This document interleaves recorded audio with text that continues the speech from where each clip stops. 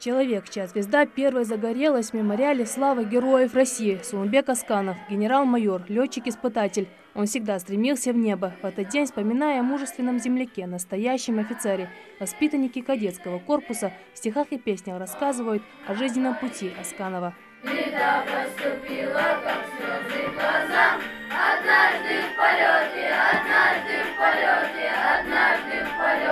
мотор отказал. Весь жизненный путь таких выдающихся личностей, как Сулумбек Асканов, основывается на одном – поставить цель и добиться ее. Выбирая между своей и чужой жизнью, он подарил шанс целому селу и оставил после себя незыблемую память. Зная Асканова и его биографию,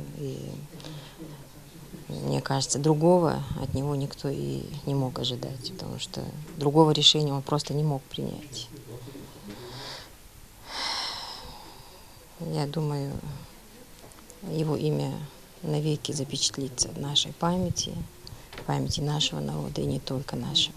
Поступок, который не забудут, сколько бы лет ни прошло, по сей день вдохновляет не только представителей старшего поколения, но и младших. Несмотря на то, что многие из них родились после гибели летчика, они стремятся стать такими же достойными сыновьями своего народа, ведь настоящих героев каждый воспитывает в себе сам. Пожертвовал собой ради многих людей, которые жили в этих домах, и они не знали, как упадет ли самолет или нет, а он подумал, что у него одна жизнь, а внизу там много. Для меня его подвиг является примером. Надо всем военным и невоенным быть, как он и другие наши герои. Асканов для меня является большим примером.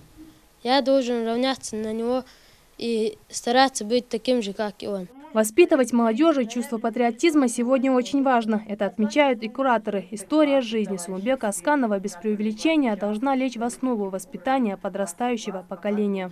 При подготовке этого мероприятия мы с нашим командиром взвода Бековым Магомедом Белановичем мы заметили, какой интерес дети проявляют именно к личности Асканова, как они гордятся им. Вот это самое главное было отметить, как они гордятся этим подвигом и как они интересовались. А неужели он не мог катапультироваться там или как-то спасти себя?